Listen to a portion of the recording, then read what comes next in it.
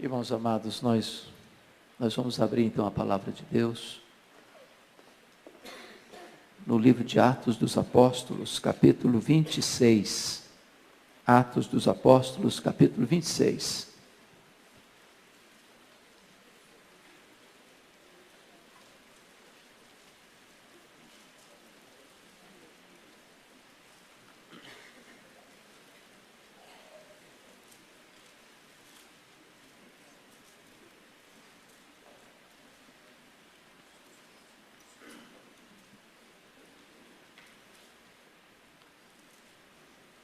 Nós vamos ler até o versículo 29. Atos 26, 1 a 29. A seguir, Agripa, dirigindo-se a Paulo, disse: é permitido que uses da palavra em tua defesa. Então Paulo, estendendo a mão, passou a defender-se nesses termos: tenho-me por feliz, ó rei Agripa, pelo privilégio de hoje, na tua presença, poder produzir a minha defesa de todas as acusações feitas contra mim pelos judeus. Mormente porque és versado em todos os costumes e questões que há entre os judeus. Por isso, eu te peço que me ouças com paciência. Quanto à minha vida, desde a mocidade, como decorreu desde o princípio entre o meu povo e em Jerusalém, todos os judeus a conhecem. Pois, na verdade, eu era conhecido deles desde o princípio, se assim o quiserem testemunhar, porque vivi fariseu conforme a seita mais severa da nossa religião. E agora estou sendo julgado por causa da esperança da promessa que por Deus foi feita a nossos pais, a qual as nossas 12 tribos, servindo a Deus fervorosamente de dia e de noite, almejam alcançar. É no tocante a essa esperança, ao rei, que eu sou acusado pelos judeus. Porque se julga incrível entre vós que Deus ressuscite os mortos? Porque se julga incrível entre vós que Deus ressuscite os mortos? Na verdade, a mim me parecia que muitas coisas devia eu praticar contra o nome de Jesus o Nazareno. E assim procedi em Jerusalém, havendo eu recebido a autorização dos principais sacerdotes, encerrei muitos dos santos nas prisões, e contra estes dava o meu voto quando os matavam. Muitas vezes os castiguei por todas as sinagogas, obrigando-os até a blasfemar, e demasiadamente enfurecido contra eles, mesmo por cidades estranhas, os perseguia. Com estes intuitos parti para Damasco, levando a autorização dos principais sacerdotes, e por eles comissionado. Ao meio-dia, ó rei, indo eu o caminho fora, vi uma luz do céu, mais resplandecente que o sol, que brilhou ao redor de mim e dos que iam comigo. E caindo todos nós por terra, ouvi uma voz que me falava em língua hebraica: Saulo, Saulo, por que me persegues? Dura coisa te é recalcitrares contra os aguilhões. Então eu perguntei: quem és tu, Senhor? Ao que o Senhor respondeu: eu sou Jesus a quem tu persegues. Mas levanta-te, firma-te sobre os teus pés, porque por isso te apareci, para te constituir ministro e testemunha, tanto das coisas em que me viste, como daquelas pelas quais te aparecerei ainda, livrando-te do povo e dos gentios, para os quais eu te envio, para lhes abrires os olhos e os converteres das trevas para a luz, e da potestade de Satanás para Deus, a fim de que recebam eles remissão de pecados, e herança entre os que são santificados pela fé em mim. Pelo que, ó rei Agripa, não fui desobediente à visão celestial, mas anunciei primeiramente aos de Damasco e em Jerusalém por toda a região da Judeia, e aos gentios que se arrependessem e se convertessem a Deus, praticando obras dignas de arrependimento. Por causa disto, alguns judeus me prenderam, estando eu no templo, e tentaram matar-me. Mas alcançando o socorro de Deus, permaneço até o dia de hoje, dando testemunho, tanto a pequenos como a grandes, nada dizendo, senão o que os profetas e Moisés disseram haver de acontecer. Isto é, que o Cristo devia padecer, sendo o primeiro da ressurreição dos mortos, anunciaria a luz ao povo e aos gentios. Dizendo ele essas palavras em sua defesa, Festo o interrompeu em alta voz: estás louco, Paulo? As muitas letras te fazem delirar. Paulo, porém, respondeu: não estou louco, ó excelentíssimo Festo. Pelo contrário, digo palavras de verdade e de bom senso. Porque tudo isso é do conhecimento do rei, a quem me dirijo com franqueza, pois estou persuadido de que nenhuma dessas coisas lhe é oculta, porquanto nada se passou em algum lugar escondido. Acreditas, ó rei Agripa, nos profetas? Bem sei que acreditas. Então Agripa se dirigiu a Paulo e disse: por pouco me persuades a me fazer cristão. Paulo respondeu: assim Deus permitisse que, por pouco ou por muito, não apenas tu, ó rei, porém todos quantos hoje me ouvem se tornassem tais quais eu sou, exceto estas cadeias. Você pode repetir o verso 28 comigo? Então Agripa se dirigiu a Paulo e disse: por pouco me persuades a me fazer cristão.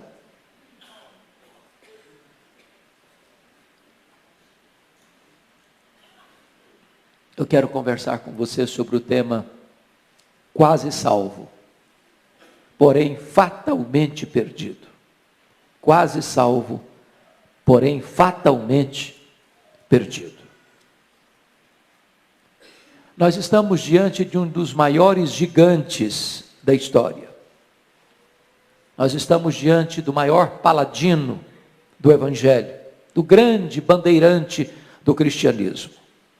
O homem de mente peregrina, o homem de cultura invulgar, o homem de personalidade prismática, o campeão na história da igreja em plantio de igrejas, o incansável ganhador de almas. Estamos diante do apóstolo Paulo.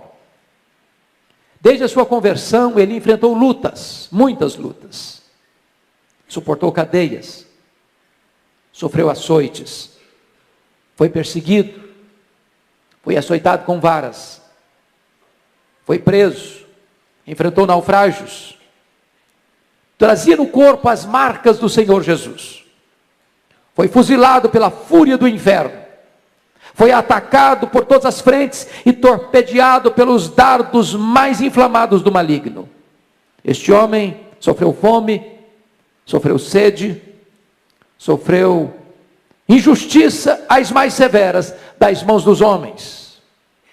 Para pregar o Evangelho, ele atravessou províncias, rompeu fronteiras, marchou por estradas, cruzou desertos, navegou mares encapelados, percorreu cidades, campos, vilas, desertos, entrou nos templos, nas sinagogas, falou nas praças, nas ilhas, na praia, nas escolas, nas prisões, nos régios salões das altas cortes, pregando o Evangelho a escravos e a livres, a reis e a vassalos, a grandes e a pequenos, a sábios e a ignorantes, a multidões e a solitários, sempre falando com intenso fervor e ardor, com saúde ou com doença, preso ou em liberdade, na cadeia ou nas praças, acolhido ou escorraçado, aplaudido ou apedrejado, amado ou odiado, na pobreza ou na fartura, pregando o Evangelho. Ele fez 3 viagens missionárias: província da Galácia, província da Macedônia, província da Acaia, província da Ásia Menor, plantando igrejas, levando a Cristo centenas, milhares de pessoas. Agora ele está de volta a Jerusalém, não para se aposentar, não para deitar numa cadeira de balanço, não para vestir um pijama. Ele volta, sim, com as mãos cheias de ofertas aos pobres da Judéia. Quando ele chega em Cesareia, Ágabo profetiza que ele vai ser preso. Vai ser preso em Jerusalém. Os discípulos tentam demovê-lo, mas corajosamente ele diz para eles: o que vocês estão fazendo comigo? Eu estou pronto não só a ser preso, eu estou pronto a morrer pelo nome de Jesus. E ele foi para Jerusalém, e ele foi preso. Conspiraram contra ele, armaram ciladas contra ele, resolveram matá-lo, fizeram juras e voto de que o matariam. Por providência de Deus, a trama é descoberta. E Paulo é transferido para Cesareia Marítima. Ali ele é acusado durante 2 anos. O inferno vomitou contra ele toda a sua fúria. O diabo arregimentou contra ele toda a sua corja.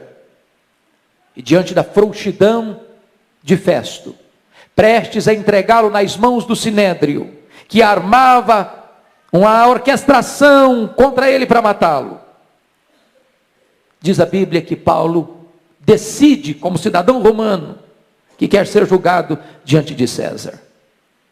E é nesse momento então, que lá em Cesareia, Festo recebe a visita do rei Agripa, acompanhado de Berenice, sua mulher. E diz a Bíblia que é nesse ínterim, dessa visita, que Paulo é chamado para dar o seu testemunho diante do rei Agripa. Uma reunião de pompa, de luxo, para Paulo fazer a sua defesa. E talvez com um brilhantismo raro, num dos mais eloquentes discursos da história da igreja, Paulo abre o seu coração, narra o que Jesus Cristo fez na sua vida. Ele mostra com total clareza, com diáfana eloquência, o que Cristo fez na sua vida. Como ele era um monstro, como ele era um homem carrasco, como ele era um bárbaro, como ele era um perseguidor, assolador, exterminador. Uma fera selvagem. E com fúria caminhava para Damasco, com o propósito de prender os cristãos e encerrá-los em cadeias. Mas de repente, naquela estrada, por volta do meio-dia, um fato acontece. Uma luz mais forte do que o sol incidiu-se sobre ele e derrubou ao chão. E então ele escuta uma voz que bradava desde os céus em voz hebraica: Saulo, Saulo, por que me persegues? Dura coisa te é recalcitrares contra os aguilhões. Este homem selvagem, este homem sanguinário está caído, está prostrado, está vencido, já convertido pelo poder do Espírito Santo de Deus. E ele então pergunta, agora com senso de submissão: quem és tu, Senhor? E Jesus responde para ele: eu sou Jesus, a quem tu persegues. Levanta-te, porque te enviarei para longe aos gentios. Enquanto Paulo narra este fato glorioso da sua conversão, Festo interrompe em alta voz: estás louco, Paulo? As muitas letras te fazem delirar. E Paulo responde: eu não estou louco, excelentíssimo Festo, ao contrário, falo palavras de verdade e bom senso, porque o que eu estou comentando aqui não passou aí escondido em algum canto, isto é fato notório e testemunhado por todos. E Paulo deixa Festo de lado, dirige-se ao rei Agripa e pergunta para ele, encurralando-o nas cercas da sua consciência: acreditas, ó rei Agripa, nos profetas? Sem que o rei tivesse fôlego para pensar, ele diz: bem sei que acreditas. Bem sei que acreditas. Então o rei Agripa, tentando tergiversar, tentando buscar um atalho da conveniência, tentando não levar a sério esta verdade que o confrontava, tentando driblar a sua própria consciência, responde para Paulo: por pouco me persuades a fazer um cristão. Por pouco me persuades a me tornar um cristão. E aqui está o grande perigo. Pouco, quase. Daqui eu tiro o meu tema: quase salvo, porém fatalmente perdido. Há muitas coisas, meus irmãos, na nossa vida, das quais se pode dizer que quando estão quase feitas, não estão feitas de modo nenhum. Um viajante que chega quase no horário no aeroporto para pegar o seu voo, perdeu o seu voo. Um estudante que se prepara e quase passou no vestibular, foi reprovado. Um general que quase ganhou uma batalha, perdeu-a. Um boxeador que quase ganhou a luta, perdeu-a. Quase é a confissão da derrota, com a esperança da vitória conservada até o fim. Quando se trata das coisas ordinárias da vida, esse quase pode ser reparado. O viajante pode pegar o próximo voo. O estudante pode passar no próximo vestibular. O general pode ganhar a próxima batalha. O boxeador pode vencer a próxima luta. Há ocasiões, entretanto, que o quase é irreparável. Nas questões da vida ou da morte, não há quase, só há duas categorias: os que ficam vivos e os que morrem. Um cirurgião famoso, que está escalado para fazer uma das mais delicadas cirurgias de um personagem tão conhecido na história. A imprensa divulga que a cirurgia vai acontecer no dia tal, no horário tal, no hospital tal. E no outro dia estampa-se nos jornais: a cirurgia foi quase bem sucedida. O paciente morreu. No dia 31 de dezembro de 1989, o barco Batomushi, na Baía da Guanabara, estava cheio de gente, alguns atores, atrizes, pessoas da sociedade, para assistir o grande espetáculo dos fogos multicoloridos da virada de ano, naquele lugar tão conhecido no Brasil e no mundo. Mas eis que aquele barco começa a naufragar. O desespero, o pânico toma conta de todos. Barcos salva-vidas foram chamados para prestar socorro. Entretanto, muitas daquelas pessoas que estavam ali pereceram. Os barcos salva-vidas chegaram quase na hora, mas chegaram tarde demais. 17 de junho de 2007, voo 3054 da TAM, sai de Porto Alegre, com destino a Congonhas. É uma tarde chuvosa, e havia dentro daquele avião 181 passageiros. Havia dentro daquele avião 6 tripulantes. O destino deles era Congonhas, era São Paulo.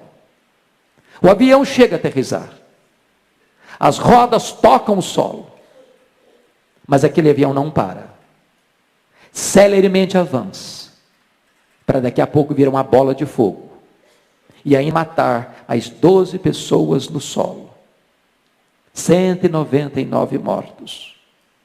Pessoas que estavam humanamente seguras e salvas. Apenas quase salvas, porém totalmente mortas. No dia 5 de setembro de 1870, 11 alpinistas foram escalar o Monte Branco em Chamonix, no interior da França. A noite trevosa se aproxima e ao mesmo tempo uma grande nevasca. E aqueles alpinistas perturbados, transidos de frio, enregelados, não conseguiram tomar o caminho de volta para casa. Nesse desespero, eles caem numa fenda de gelo e perecem um após o outro.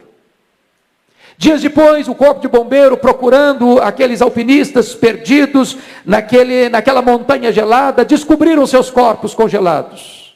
Descobriram mais. Se eles tivessem dado 5 passos para frente, eles teriam encontrado inevitavelmente o caminho de volta para casa. Tão perto da vida e morrerem. Tão perto da salvação e perecerem. Quase salvos, porém fatalmente perdidos. Pode ser que para você que veio aqui nesta noite, não falte para você quase nada para você ser salvo. Quase nada para você se tornar um filho de Deus. Mas esse quase é o intervalo entre você e a salvação. Esse quase é a distância que há entre você, ou o desejo de você ser salvo, e o fato de você o ser. Esse quase é a ponte que você precisa atravessar para que você seja salvo e atingir a segurança da vida eterna. Quase não adianta para você. A Bíblia diz que Agripa entra para este triste rol daqueles que foram quase salvos, porém ficou totalmente perdido. Parece-nos que Agripa botou o pé na sepultura, sem saber qual era o destino da sua alma. Chegou na porta do céu, mas foi lançado ali para o abismo do inferno. Sabem por quê? Porque ele ficou no quase. E deixou para amanhã a mais importante decisão da sua vida. Quero dizer para você nesta noite que este é o erro fatal. Este é o erro fatal. É uma armadilha do inferno para a sua alma. É um pecado para o qual não tem perdão. É resistir o Espírito Santo até o fim. É continuar dizendo para Deus, com todas as evidências, quase, por pouco. Por pouco. E eu estou convencido desse fato. É muito provável que dentro desse auditório, nenhuma pessoa que entrou aqui tenha dúvidas de que há salvação somente em Jesus. Eu acredito que nenhuma pessoa que entrou aqui hoje duvide disso, descreia disso. A pergunta é: você ficará apenas nessa informação? Você se contentará apenas em conhecer essas verdades? Você pensa que este alicerce é suficientemente seguro para manter você de pé diante do tribunal de Deus? Agripa ficou no quase. E aqui está o seu maior risco e maior perigo. Conta-se, e é uma lenda obviamente, que houve uma assembleia no inferno. Uma assembleia no inferno. Os demônios estavam muito apavorados, porque pessoas estavam sendo convertidas e sendo tiradas da potestade de Satanás para Deus, do império das trevas para o reino da luz. E eles se reuniram então para traçar um projeto, um plano para tentar dificultar estas conversões. E então, muitas propostas foram levantadas naquela assembleia. Levantou o Senhor e disse o seguinte: vamos dizer para as pessoas que a Bíblia não é verdade. Quando um pregador se levantar para pregar a Bíblia, vamos dizer que esse livro tem erros, que tem contradições, que papel aceita tudo, que a Bíblia não é a palavra de Deus, e então essas pessoas não terão autoridade para pregar. Levantou-se outro mais experiente e disse: não, essa tese não é funcional, ela não é verdadeira, porque sempre que essa palavra foi pregada e pessoas crerem, elas serão salvas.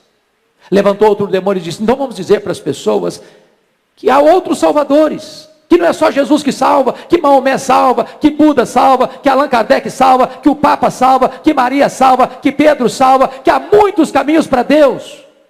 Levantou outros demônios mais experientes: não, essa não vai funcionar, porque quando as pessoas ouvirem que só Jesus é o caminho para Deus, se arrependerem e crerem, elas serão salvas.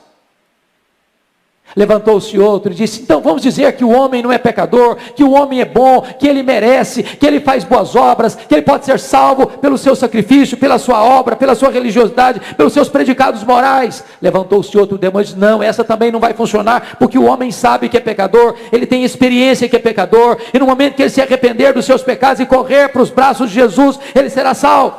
Muitas outras propostas foram levantadas, até que levantou-se o maioral dos demônios e disse: eu tenho uma solução.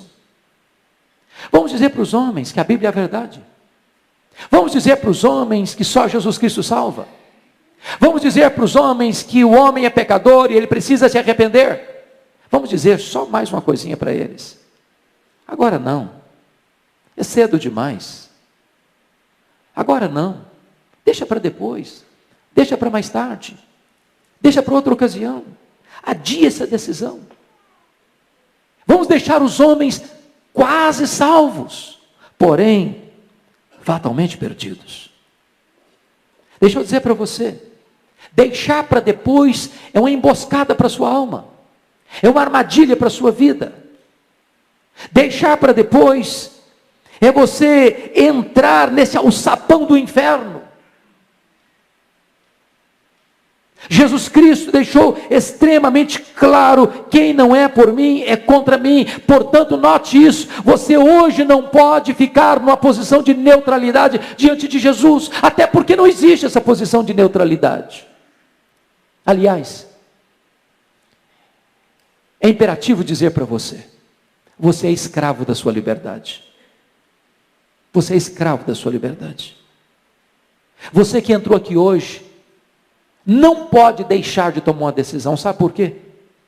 Porque você é escravo da sua liberdade. Você é como alguém dentro de um barco, rio abaixo. Lá na frente tem um grande abismo. Você pode tomar algumas decisões.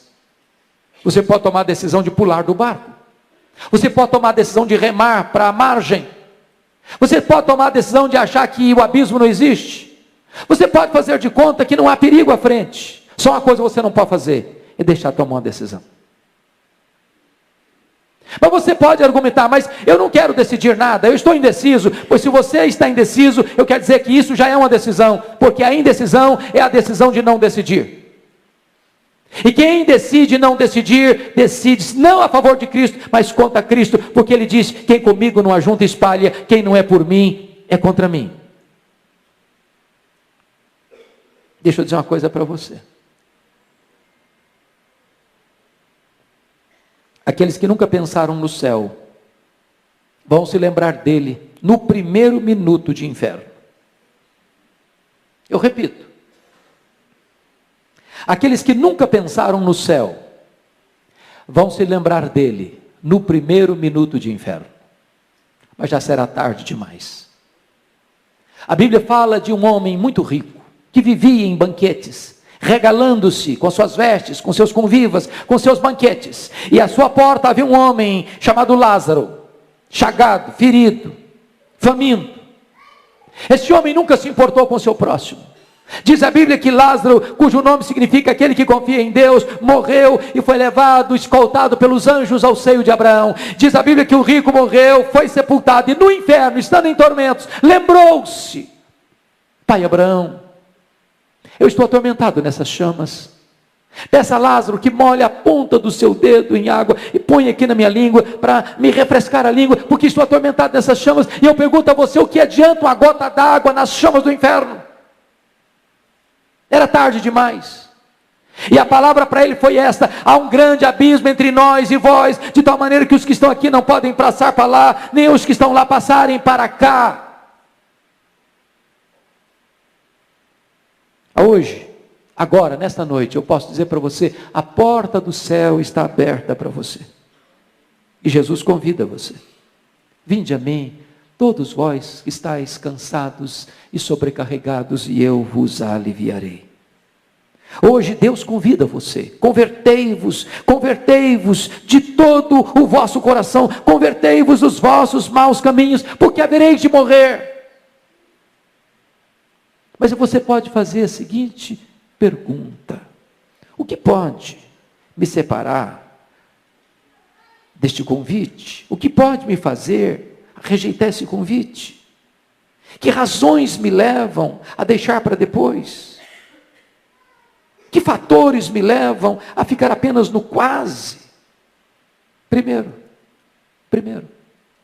tem muita gente que deixa para a última hora, ou fica no quase, por causa do amor do dinheiro. Amor do dinheiro. Tem gente que já vendeu sua alma para o diabo por causa de dinheiro. Tem gente que já negociou os princípios e valores absolutos da sua consciência por causa do lucro fácil, ilícito. Tem muitas pessoas que por causa do dinheiro mentem, roubam, corrompem, oprimem, matam, morrem. Tem muitas pessoas que pensam que se elas tiverem dinheiro, elas estarão seguras, mas o dinheiro, embora bom em si, ele pode dar para você uma boa casa, mas não pode dar para você um lar. Ele pode dar para você uma bonita roupa, mas não pode dar para você saúde. Ele pode dar para você bom alimento, mas não dá para você apetite. Ele pode dar para você um rico funeral, mas não dá para você a vida eterna. Foi Jesus Cristo quem disse a um homem que disse para a sua alma: agora, ó minha alma, come, bebe, regala-te por longos anos. E Jesus Cristo disse: louco, o que tens preparado para quem será? Esta noite te pedirão a tua alma. O que está afastando você de tomar essa decisão? Segundo lugar, amor ao mundo.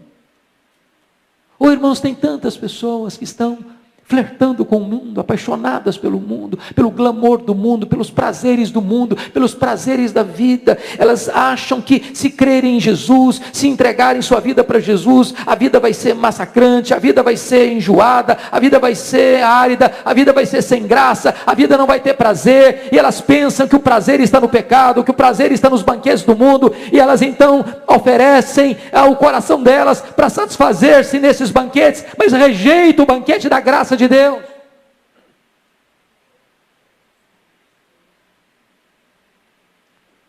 Tem gente que é como o corvo que Noé soltou depois do dilúvio. Quando aquele corvo saiu da arca e viu lama e viu sujeira, ele não quis voltar para a arca, ele ficou lá. Preferiu a sujeira da lama do que o conforto, a segurança da arca da salvação. Há muitas pessoas que são amigos do Evangelho, gostam do Evangelho, até vêm à igreja, até gostam de cantar as músicas, até gostam de participar das atividades da igreja, mas nunca romperam com o mundo, nunca romperam com o pecado, nunca cindiram definitivamente com aquilo que os prende umbilicalmente ao mundo, gostam das coisas do mundo mais do que das coisas de Deus, ficam no quase, estão quase salvas, porém fatalmente perdidas. O que é que está afastando você de tomar essa decisão? Outras pessoas deixam de tomar essa decisão por causa das amizades. Irmãos, se essas paredes pudessem falar, talvez dir-nos-iam que há pessoas que estiveram aqui conosco, cantando os cânticos de Sião, que hoje estão fora. Talvez qualquer um de nós aqui pode relatar de pessoas que já participaram conosco, cantando os cânticos de Sião, assentados ao redor da mesa do Senhor, e que hoje saíram, e que hoje fugiram, influenciados por mais amizades, e se perderam no mundo. Quem de nós não conhece a história de Elvis Presley? O famoso, rico, conhecido cantor de rock, talvez o maior deles, criado numa igreja evangélica, cantando no coral da igreja, que por influência do mundo, deixas o redil, o aprisco das ovelhas, vai se comprometer com drogas, vai ter um fim tão triste, morrer de overdose, influência das amizades. Há muitos pródigos que saíram da casa do pai, estão hoje num país distante, ou estão hoje na pocilga das drogas, do sexo ilícito, irresponsável, do álcool, das desgraças e mazelas desta vida, por influências de falsas amizades. O que está impedindo você de tomar essa decisão, de ficar com uma gripa quase, por pouco? Tanta gente, por influência da família. Eu conheço gente que diz assim: eu prefiro ir para o inferno de que mudar de religião. Meus avós pertenceram a esta religião, meus pais pertenceram a essa religião, eu nasci nessa religião, eu estou educando os meus filhos nessa religião, e eu prefiro me perder do que mudar. E Jesus Cristo foi categórico em dizer: quem amar mais o seu pai e a sua mãe do que a mim, não é digno de mim. Se você parar para perceber, essa família herodiana perdeu todas as suas oportunidades. A Bíblia nos fala de 4 Herodes. Herodes o Grande, aquele que mandou matar as crianças de Belém. Depois Herodes Antipas, aquele que prendeu João Batista e mandou degolar João Batista na cadeia. Aquele que zombou de Jesus no seu julgamento. Depois o terceiro Herodes, Herodes Agripa I, aquele que ouviu o evangelho pelos apóstolos, mas perseguiu a igreja de Deus em Jerusalém, e mandou passar ao fio da espada Tiago, e mandou prender Pedro na prisão máxima, e por não ter dado glória a Deus, ele foi comido de vermes. Agora estamos diante do último membro da família herodiana, Herodes Agripa II. Ele está diante do maior evangelista da igreja, o apóstolo Paulo. Mesmo confrontado pela verdade, mesmo ouvindo o evangelho, mesmo ouvindo o testemunho de conversão de Paulo, ele escuta essa mensagem e diz para Paulo: Paulo, por pouco me persuades a me fazer um cristão, quase salvo, porém fatalmente perdido.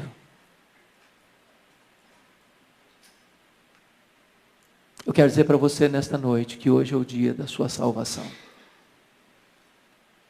Hoje Jesus está aqui. Hoje você está diante de uma decisão inevitável, urgente. Talvez como aqueles 2 ladrões que estavam crucificados diante de Jesus. Ambos devedores, ambos perdidos, ambos condenados.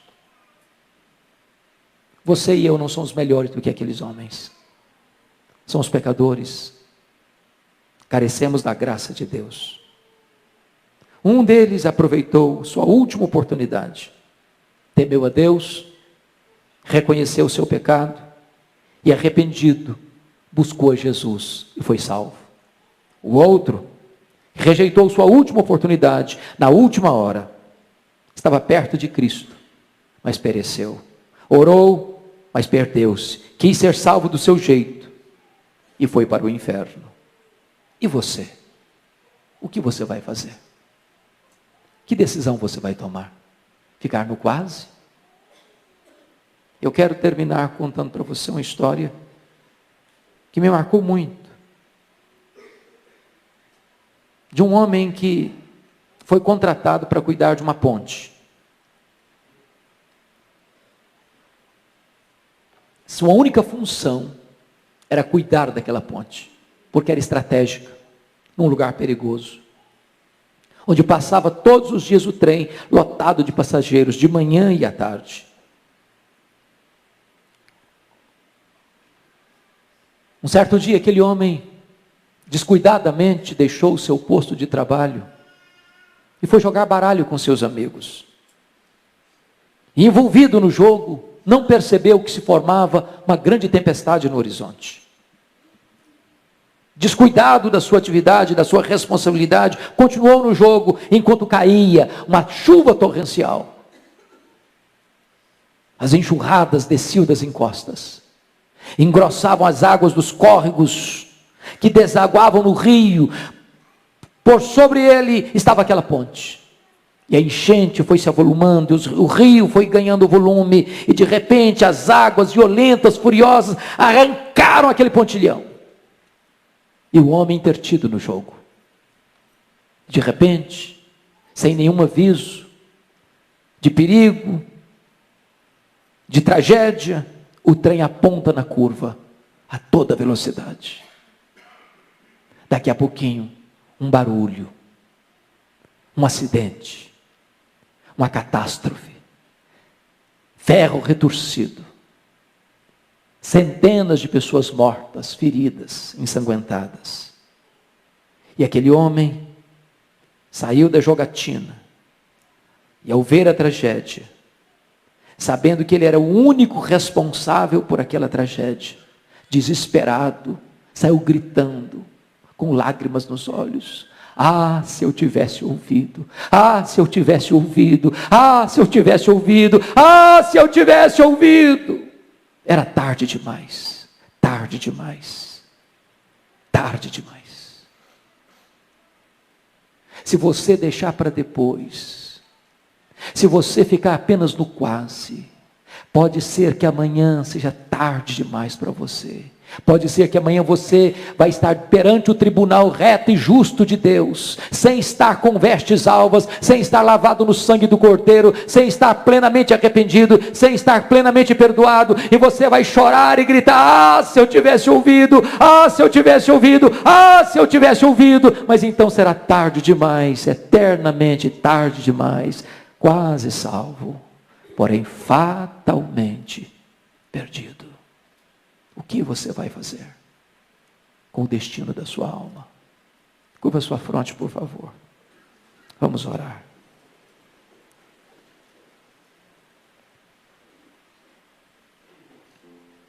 Nenhuma decisão da sua vida é mais importante do que essa. Nenhuma. Nenhuma decisão. Essa é a mais urgente, necessária decisão da sua vida. Você pode ganhar o mundo inteiro, se você perder sua alma, de nada valeu.